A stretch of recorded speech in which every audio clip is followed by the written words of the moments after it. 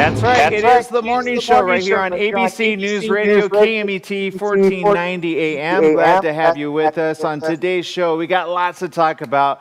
We have a really cool comedy, which is happening a little bit later on. We're excited about that. Also, just around the corner, our returning contributor, yes, Melissa Gonzalez will be here talking shop. Retail, of course, is her talk.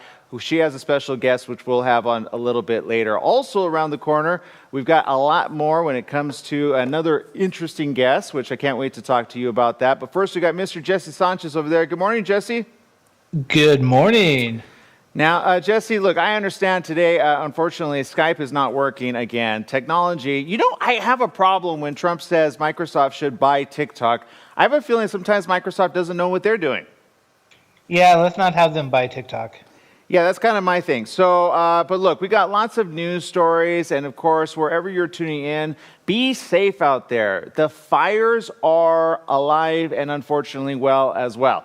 I don't know if I recently this morning drove up to Victorville, Jesse, and I kid you not, the smoke is just like, you typically know like July 4th when there's a barbecue happening. I could smell the barbecue, but it's happening in the woods. You understand? Oh yeah, I know what you mean. I walked outside the station here to get something from my car, and normally the sun should be out, correct?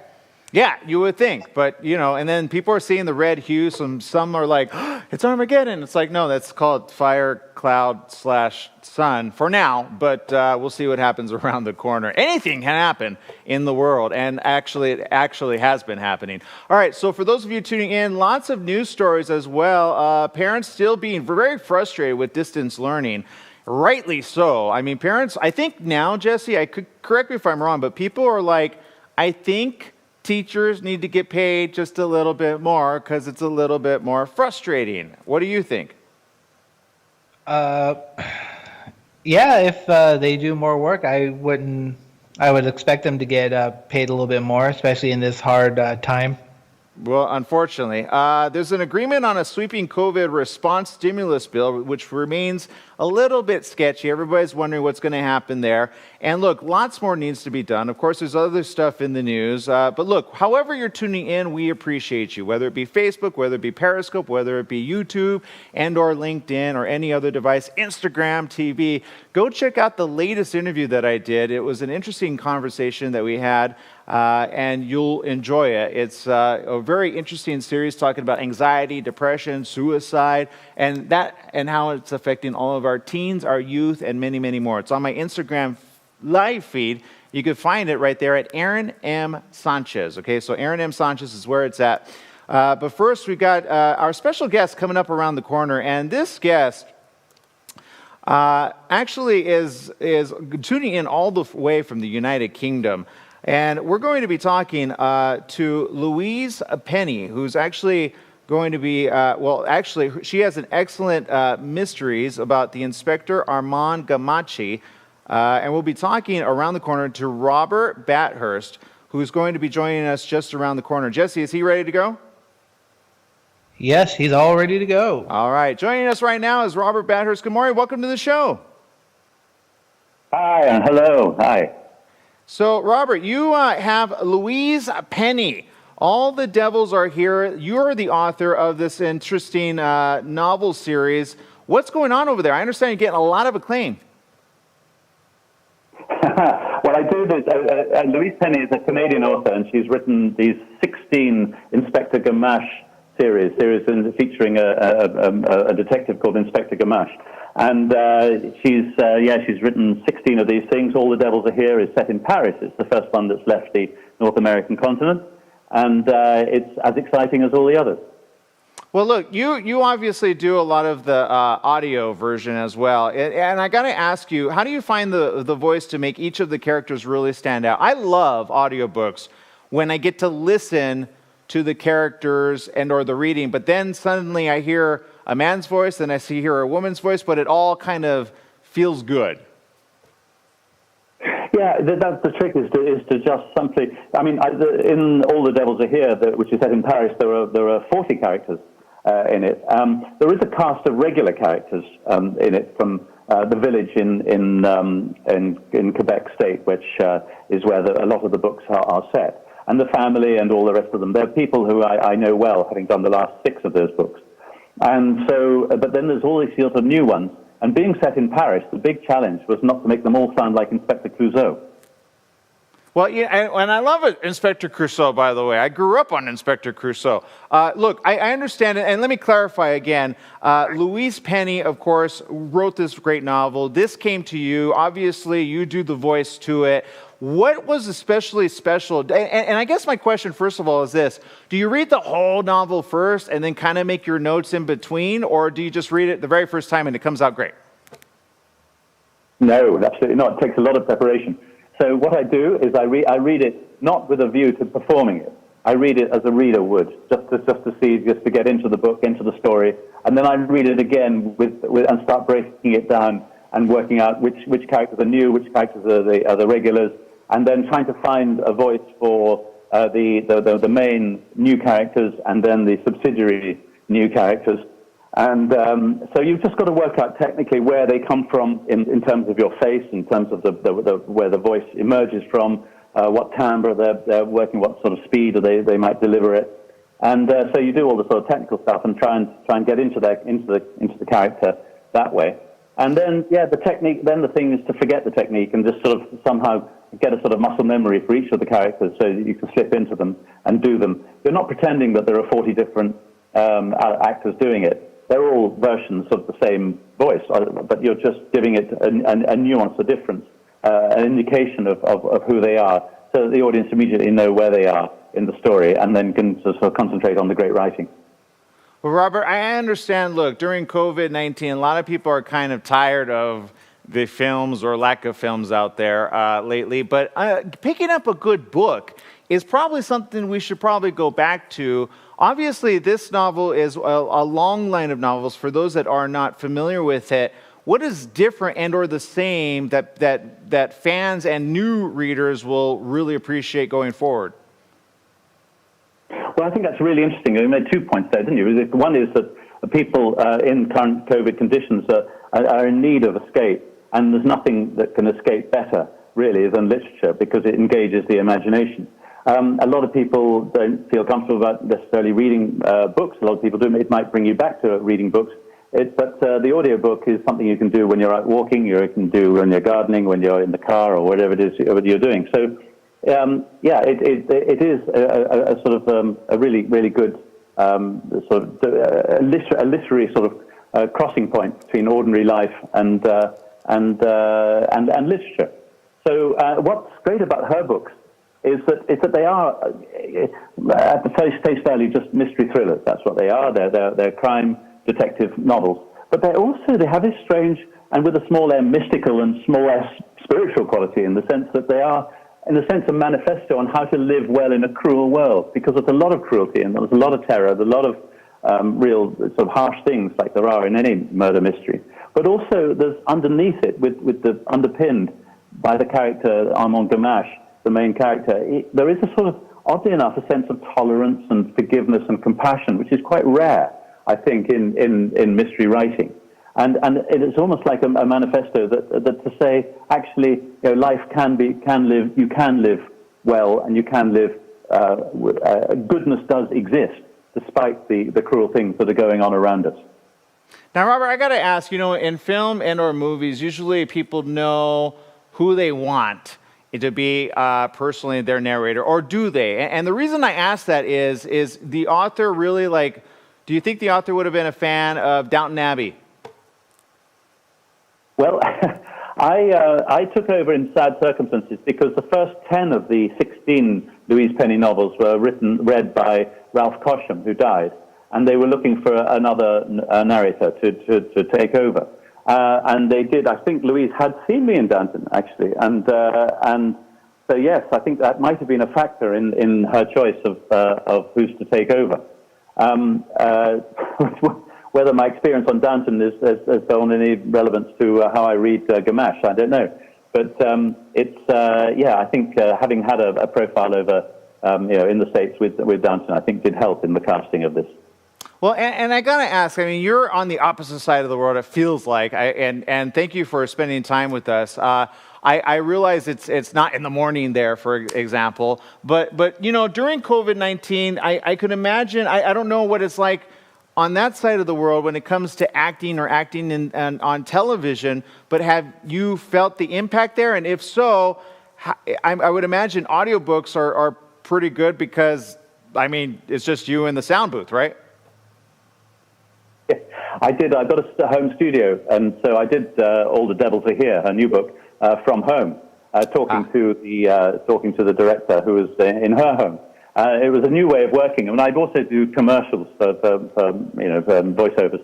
And a director said to me something that could only happen during this current COVID era. There was a mechanical noise behind him, and he apologized. And he said, "I'm very sorry." He said, "My mother's on the rowing machine," which it was It never have happened. What does that sound? Well, you know what? At least she's staying fit, right? I personally put on a couple pounds during COVID-19. I'm like, what can I do at the house or outside that would make me more fit? So I don't know. Maybe rowing machines are big over there, right? They're not here, but they are there, right? Rowing machines, yes. And the thing about LA is that you can be outside in any season. So it is the home of very fit people, which is I'm sure you'll be down and running it off before long.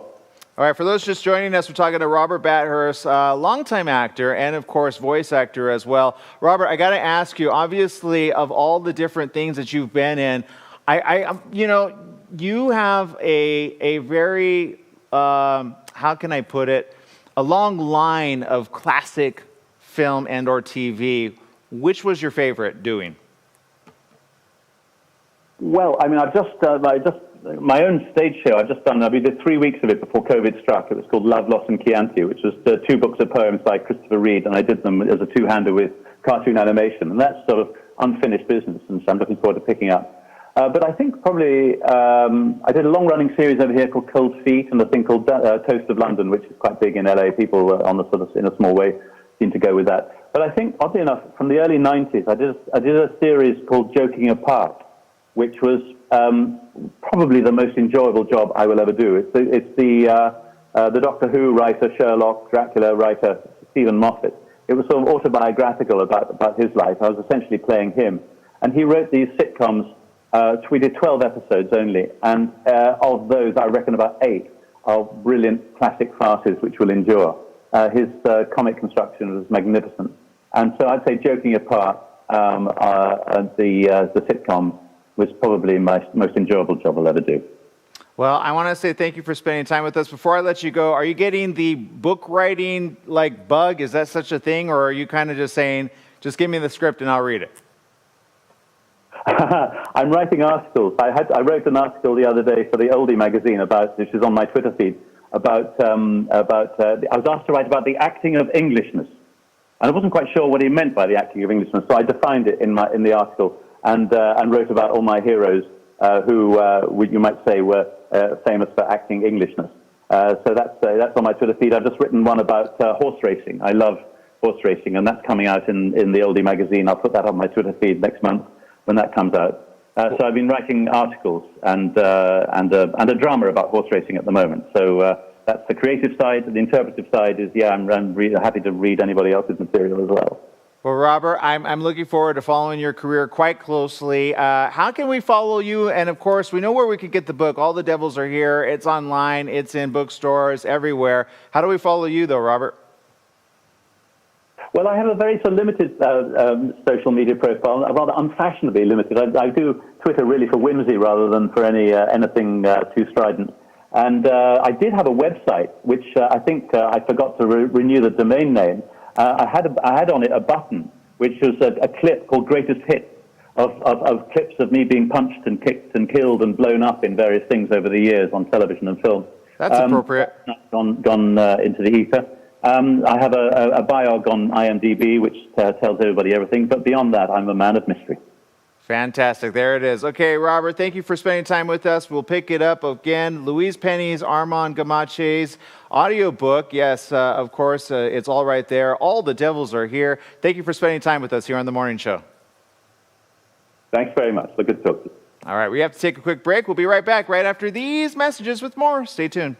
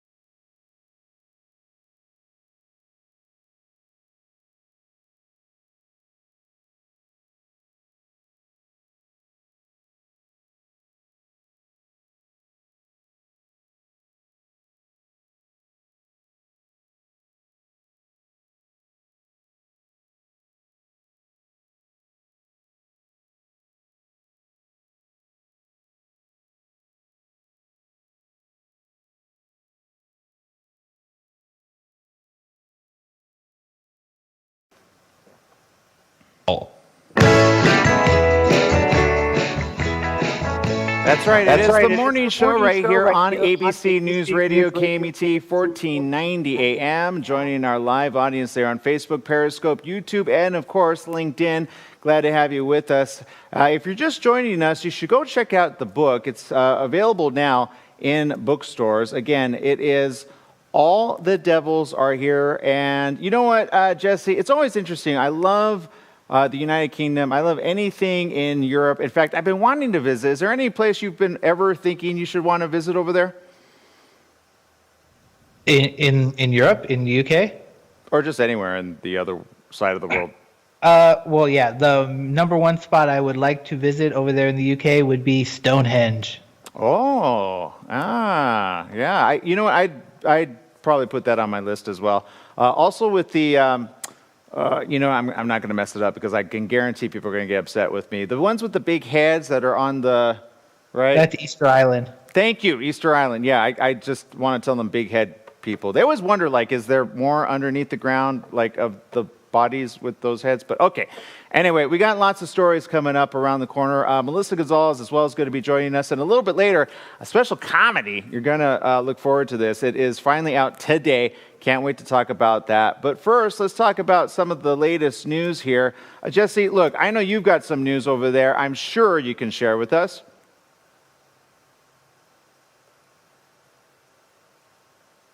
I guess that would be a no. I'm sorry, again, I was on the phone. Okay, never mind. So there we go. For those wondering, of course, it was one of those days, okay? You ever have like one of those days where technology just doesn't work? And I'm talking about you school kids, okay? Look, there's a lot of parents out there, which I have to applaud for even trying to do the right thing, trying to make it easier for the children to be able to learn. But I think we're in this huge educational bubble which is about to pop. And what I mean by that is there are a lot of special needs kids. There is a lot of kids that already have difficulty learning, and there are really good teachers out there. Now, the teachers that are out there, again, are usually more hands-on than off, so I can imagine it's being very difficult for the majority of you out there. However, please stay safe out there. Please do the right thing. And again, we got to get through this together. Yesterday, I actually posted a question late in the evening, so I'm still waiting to see what people are asking or answering. And it was a very simple one. It was, if coronavirus wasn't here, where would you rather travel to and or do that you wouldn't be able to do during coronavirus? And I got answers from all over the world. Still on Twitter, people are answering it as well. In fact, follow me at Aaron M. Sanchez on all social media platforms. I'll see you there, but we'll also see each other in just a minute as we join Melissa Gonzalez and our very own special guest coming up right after these messages. Stay tuned right there. We'll be right back.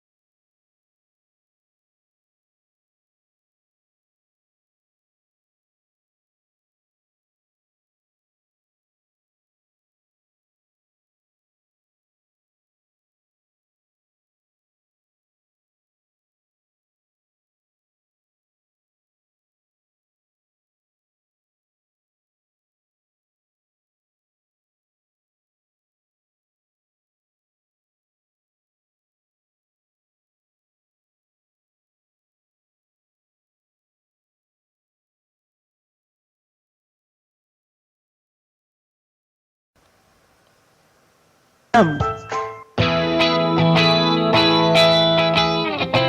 right. It's the morning show here on ABC News Radio, KBT, 1490 AM. Joining our live online audience, of course, Facebook, Periscope, YouTube, and our favorite friends over there at LinkedIn. Glad to have you with us. On today's show, we got regular contributor all the way from the East Coast. Yes, Lioness Group's very own Melissa Gonzalez. Welcome back to the show, Melissa. Hi, Aaron. Hope you had a good Labor Day weekend. Well, you know what? Yes, it's actually quite continued because it's very smoky up here. We have a lot of fires over here. Unlike you guys over there on the East Coast, we are inhaling a lot of smoke, and not the kind of smoke that most people want to smoke, if you get my drift. No, you guys have had it tough for sure. It was record temperatures, right, yesterday? Combination thereof, yeah, 118 in some areas. It is scorching. But look, enough about us. Melissa, I understand you are doing some pretty cool stuff over there, and you got a special guest for us today. Can you please introduce him? Yeah, on the line with us today, we have Brandon Cruz, and he is the CEO and founder of Comments Sold. And it helps convert social media comments into sales, which I'm sure everybody would love to learn more about. So really excited to have him on and talk more about what they are doing and how they see the world evolving. Brandon, thanks for being with us. Oh, thank you both for having me. I'm excited to talk. Yeah, Brandon, look, whenever she mentions social media, I'm first thing there. We do our show on radio, also online. But I'm going to let Melissa ask the questions. All right, well, why don't we start with what is Comments Sold? Because I gave it a brief little one-liner, but can you tell us a little bit of, just who you guys are and some of the cool brands that you work with? Well, you nailed it, Melissa. We're a comment selling platform or e-commerce platform that helps retailers scale and grow online, really through social media, but also through their own website and through their own white label mobile app through Comments Sold. So we're kind of the full technology stack for a retailer, from inventory management, fulfillment, the different online selling channels, really with a specialty in live selling, which we've seen so much growth in this year. So how do people work with Comments Sold? Like if Aaron, wanted to start selling, what would he need to do? Aaron would come to us and sign up and say, hey, I have this great social media audience and presence. I've spent a long time, building it and building a relationship with people that follow me and want to consume my content. And now I'm really just having a hard time figuring out how to monetize that. There's kind of traditional influencer methods where, hey, I'll just take a paid post from somebody, but that kind of lacks authenticity, and I think that's been a little bit overplayed recently. And I think you've seen that a lot when you're following someone, all of a sudden they just talk about some new diet maybe. It seems a little bit insincere. Instead, we kind of take the approach of like, hey, Aaron, let's double down, get more engaged with your audience, go live, do video content with them, engage with them, sell product. It's a much more authentic relationship and very much like do-it-yourself QVC. So he would just have to sign up with Comments Sold. It only takes about 5 minutes to get up and running, and then go live and hang out with his audience and sell products. So you mentioned, it's like QVC and like live streaming commerce isn't necessarily new, but it's really been taking off. Do you think it's a function of COVID? Do you think it's a function of, Insta Live coming? Like what's driving all this? That's a good question, Melissa. I think it's really a bit of a perfect storm. We have this type of selling is very popular in China and Southeast Asia, and I think that it was just starting to make its way here. We were seeing live really grow in 2019, but just since the beginning of the year, the consumption of live, so just viewing a live, engaging with people and purchasing, has more than doubled since January. And oddly enough, when lockdowns have been lifted and people kind of get back to sort of, quote, normal life, they still continue to watch these live streams. I think that it's kind of become a part of their daily consumption of content. In a way, I feel like we're kind of fighting with Netflix and Facebook in terms of really getting people's eyeballs' attention. And you end up developing a bit of a friendship with the host. It's something that this type of selling is very, I think, old. It's been around since the 80s. So it's a very old method, but definitely a new medium that we've kind of seen evolving and really launching since COVID. And once those relationships really are developed and those friendships are kind of forged, it's very hard to uproot that. We've noticed that it stays that way even when people kind of get back into their daily life. So it's a little bit of entertainment and also being able to find curated products from, one of your favorite influencers. Well, I like the word not old, but tried and tested, or tested and tried. Well, right? Because, and aren't you doing exactly that? You're kind of amplifying what already does work, and engagement is everything. And I think, unfortunately, in this world of bots and likes that are often usually bought, if you know what I'm getting at, real engagement and real commenting is always the better type of engagement, or am I wrong?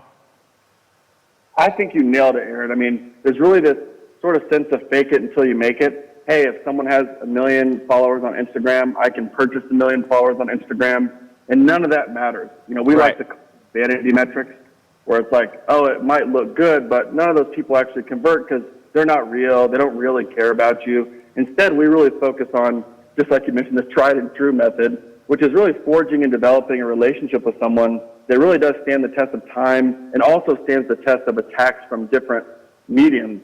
That they might be, you're constantly being advertised to as billboards and ads inside your feed and influencers, probably peddling something, and it's just hard to see that authenticity compared to just, chatting with one of your friends while they're live, having that real two-way communication, and being able to purchase products that you really feel like they've curated and that they're showing you in real time. So I think you've absolutely nailed it that, I think in this society, we're very used to being sold something in all these channels, instead of really interacting with people, and then selling is almost kind of secondary. Yeah. Melissa, I know we're running out of time. We're a little bit short there, but quick question. Obviously, retail is kind of your section over there. You have any questions regarding like the brands that are involved with this? Because I see like a lot of them, 30,000 plus, growing.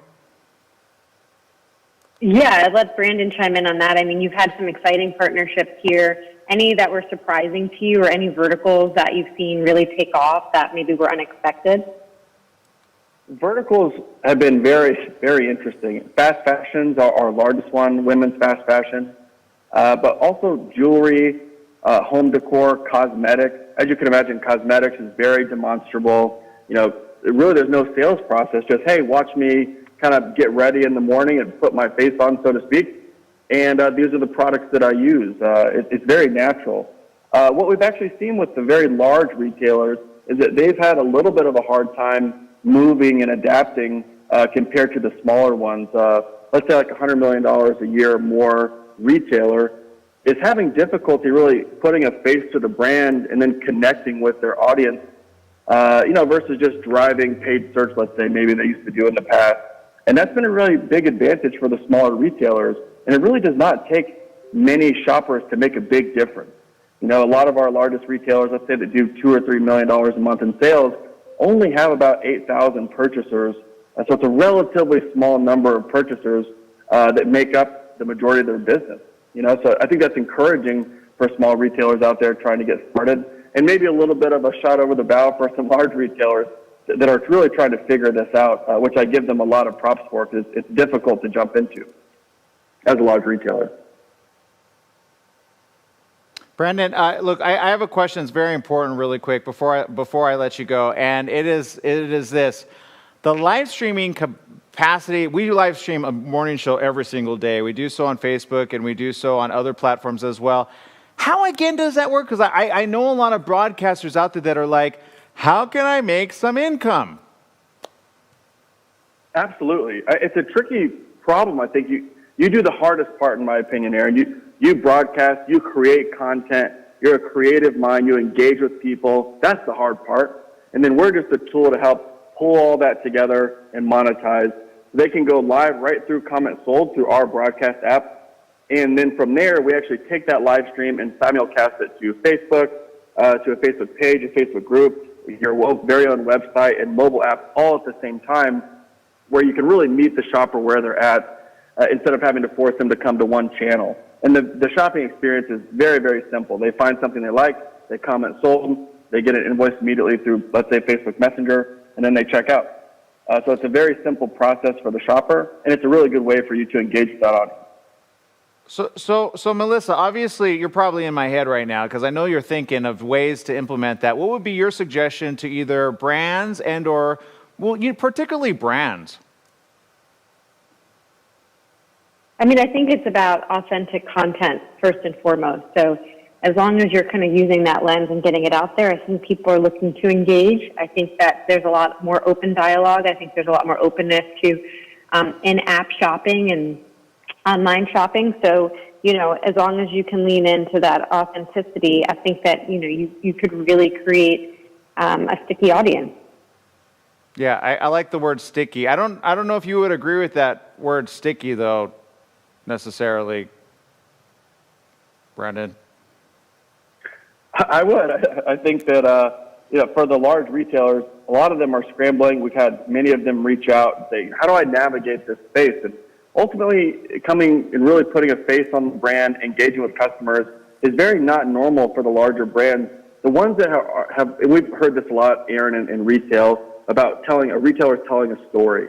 A lot of the retailers that have been telling a story are embracing this much easier. It's much easier for them to say, "Okay, I'm telling this story about my brand and where we come from, putting a face to the brand on a live sale and really engaging with people is much closer to second nature than somebody that really doesn't engage with the audience at all now.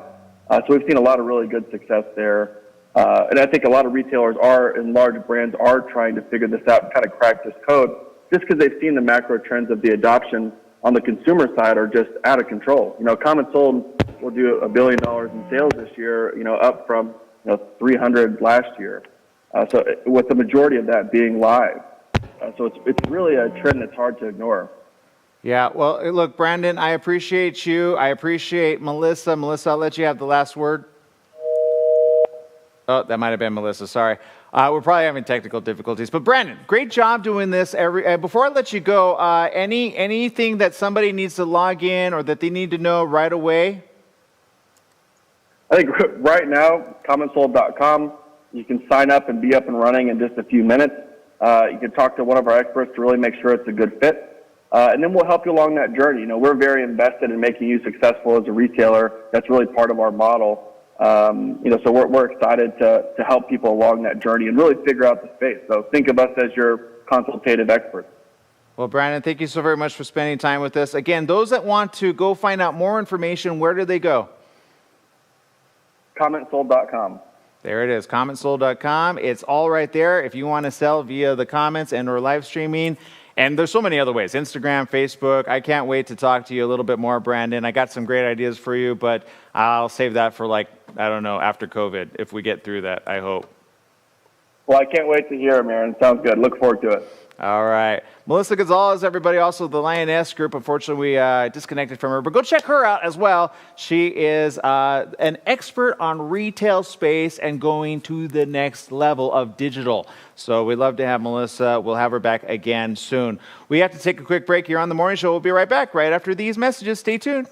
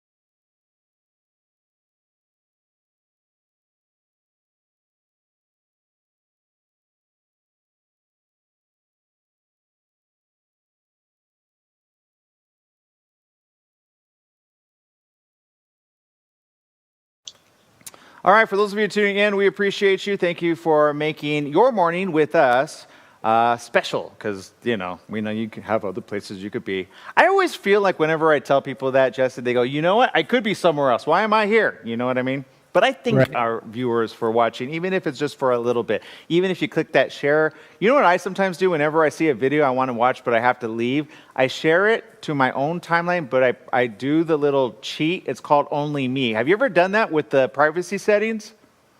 No, I have not. What I do if I see a video that I want to watch, I'll just save it and watch it later. Which, by the way, is good for relationships. You ever get into a fight with somebody and you're like, or, a disagreement, you're like, fine. Instead of deleting all of those pictures, just make them private to only you, because one day you might see them again and you might say, I forgive you. I'm so sorry. Coronavirus is terrible for all of us. I shouldn't have misspoken. And then they're still there on your timeline. So don't delete all your photos, people, because I see some of your photos disappearing. But my photos never disappear. I go to Only Me. We have 5 seconds, and that's a great idea. There you go. Recommendation of the day. Boom. Welcome back. It is the morning show here on ABC News Radio, KMET 1490 AM. Joining our live online audience over there on Facebook, Periscope, Instagram, of course, LinkedIn and YouTube. We appreciate you tuning all the way over into a completely different genre. We went from a very interesting genre with the first guest when it came to a special novel. Now we're going into the romance category. Or is it a romance? I don't know, but I do know this. We have Patrick Perez Vidari and Christine Nava, two of the award-winning team of this particular show. It's called In Other Words. Good morning. Welcome to the show. Good morning. Thanks for having us. Thanks for having us on. Oh, absolutely. Look, I appreciate you guys more than you know. And I understand you guys put this amazing show together. And I got to ask, what was that like just creating this? What are we going to call this? What genre is this? Well, this is a romantic comedy. It's a movie. It's a feature film starring Brian McClure, Natasha Esther, Eddie Ganem, and Chris Kattan. And it drops today nationwide on all platforms on demand. So we're super excited that our movie is now going to be seen nationwide, everywhere and online. Well, and that's got to be exciting for the both of you, right? I mean, all this time it took. What's the creative process like for this particular film? Because, and Linda, I mean, you got Chris Kattan in this. I mean, I already am like, oh my God! Like, so I can imagine. I don't know whose idea that was, but did you write him in or did you have to rewrite him in, or what was that like?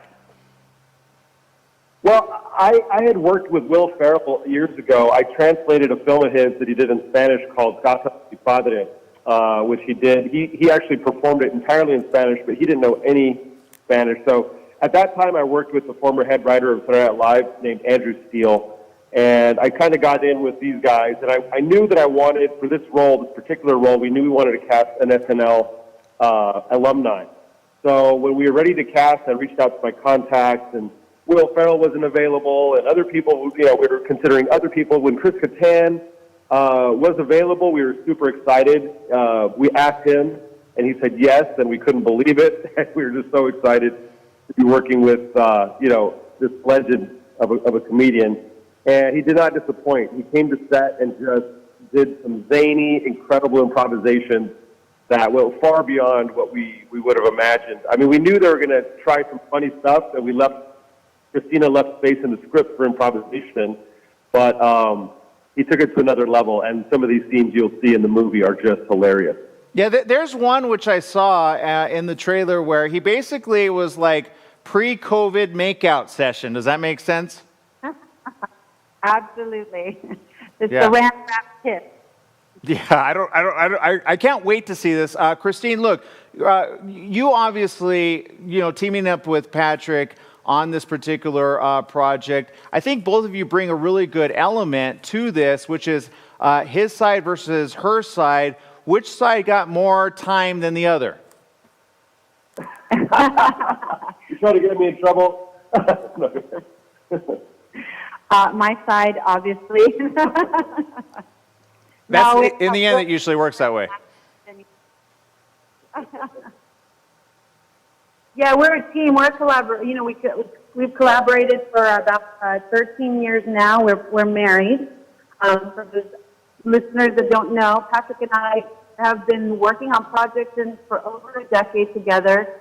We, it's not incredibly easy. It's not roses all the time, but we are committed to not only each other but to storytelling and to the projects that we are working on. Yeah, but she got more time. Yeah. Look, I get it. Trust me. If you're just joining us, we have Patrick Perez Vidari and Christina Nava joining us. Again, the film is In Other Words. Now, for those that don't already know the premise of this, can you describe that for our audience? Yeah, so In Other Words, it's about a tech geek who has developed a matchmaking app. And his own app matches him with a girl who doesn't speak English and he doesn't speak Spanish. And it starts off, the story starts off in San Diego, so he crosses the border to this amazing wine country in Baja California called Valle de Guadalupe. And he does it to try to not only conquer her heart, but also to see if his app is screwy. And so that's where the mayhem ensues. Now, when the both of you, think of like a genre that you love to do, is there any other one, or are you pretty good with this one? Because I feel like we don't have enough really good romance comedies as of late. Personally, I feel that. I think you're right. There's, especially filmmakers have been kind of, some people chase the marketplace, and they think, oh, horror is the way to go. The market gets flooded with horror. Right. But we do love comedy, and we think that with comedy, especially in, everything is so serious nowadays, we need a little bit of levity and some laughter in our lives. And, in this film, we it's a cross-border romance. We really don't touch on politics, but just by the basic premise, we do run into issues that we're seeing in current events, like negative perceptions of what Mexico is going to be like. That's one of the things that the characters are very surprised at once they cross the border. They're like, wow, this place is beautiful. Wow, the people are awesome. The people are beautiful and nice. And, why isn't everything on fire and burning and narcos everywhere, So we're showing another side of life. Everything isn't dark, and you're not in trouble. You're not afraid for your life at every minute. So anyway, we love showing this lighter side of life. However, our next film is a thriller. So we did go for one, and it does touch on important topics, and we're going to do something a little different. Well, I can't wait to see that, but it's all happening right now. And you know what? Look, with an online world, I could imagine you wanted this to be a theatrical release. Or maybe I'm wrong, I don't know. But a lot of filmmakers that we've had, we just had on Bill and Ted's, the other show, that's a good comedy as well. This one's a good comedy. And honestly, when people feel good, they say, thank you for taking my troubles away from me for a little while. But where can people get this online? So right now, it is on Amazon Prime to rent, as well as Vudu, Redbox. On all cable channels, you just type in Other Words, and YouTube,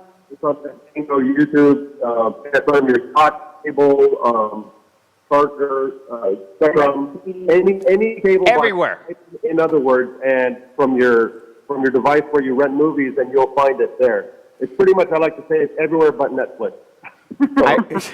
Well, you know what, and I can see it going there. I can, because I looked at the trailer. I can't wait to see the full thing. I'll probably rent it with my family members around the corner. I appreciate the both of you. Thank you, Christina Nava. Thank you, Patrick Perez Vidari. Thank you for being on the morning show, and thank you for doing this feel-good film. Even though I can imagine, when did shooting end? By the way, 2018. We finished in 2018, and then from there on, we finished, I think, final cut late 2019. And we were actually in a few film festivals around the world, and nationwide, like the Nice International Film Festival, one in New York, but because of COVID, as you mentioned, it was all shut down. And so we're just so grateful that Viva Pictures, our distributor, is putting it out in the world, and now everybody can see it on the small screen near them. Well, I appreciate you. Thank you again for spending time with us. Again, for those of you tuning in, it's In Other Words. Go check it out. You can get it right now. Have some family fun. You deserve it. Thank you very much for spending time with us here on The Morning Show. Thanks for having us, Aaron. Thank you. All right, so that's it. We pretty much ran out of time, but, in other words, we got to go because in other words, again, you get the in other words, go get it and go watch it. It looks like a fun time. Chris Kattan, people, seriously, I love that guy. Chris Kattan. My favorite scene ever with Saturday Night Live was him playing Mango, I'm not going to do it, and Garth Brooks. Right? Okay, nobody knows that. You guys know the reference. All right, anyway, I love you. I really appreciate each and every one of you. You can't have no mango for you. All right, people, we'll appreciate you. We'll see you tomorrow right here on The Morning Show. Go check it out. In Other Words, it's right there. I'm Aaron Michael Sanchez. We'll see you tomorrow.